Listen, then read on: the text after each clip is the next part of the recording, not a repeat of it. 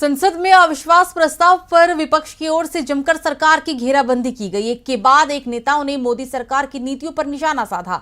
साथ ही मणिपुर की घटना को लेकर पीएम मोदी की चुप्पी पर भी सवाल उठाए। तो एनसीपी सांसद सुप्रिया सुले ने बीजेपी की 9 साल की जो उपलब्धि बताई, इससे बीजेपी बौखला गई। तो क्या कहा एनसीपी सांसद ने, देखिए ये रिपोर्ट। मणिपुर 98 दिनों से सुलग रहा है।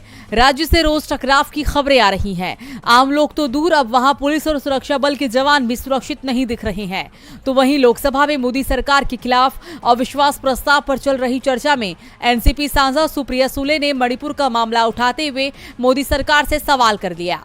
उन्होंने पूछा कि क्या बीजेपी की सरकार एंटी नेशनल है? किसी की तो बेटी बहू है, किसी की तो बहन है। मणिपुर में महिलाओं के साथ जो हो रहा है उसे रोका नहीं जा रहा, तो ऐसे में वहां की सरकार को आप कैसे समर्थन करेंगे? मणिपुर में जो हुआ है उसके लिए मैं मांग करती हूं कि उस राज्य के सीएम को तुरंत बर्खास्त कर दिया जाए।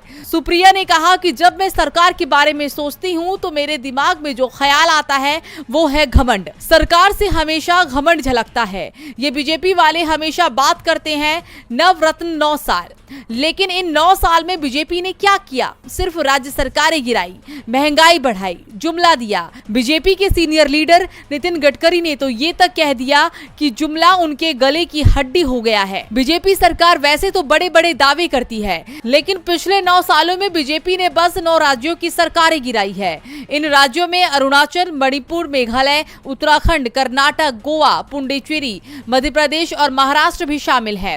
कोशिश और भी जगह हुई, लेकिन विपक्ष की सरकार बच गई।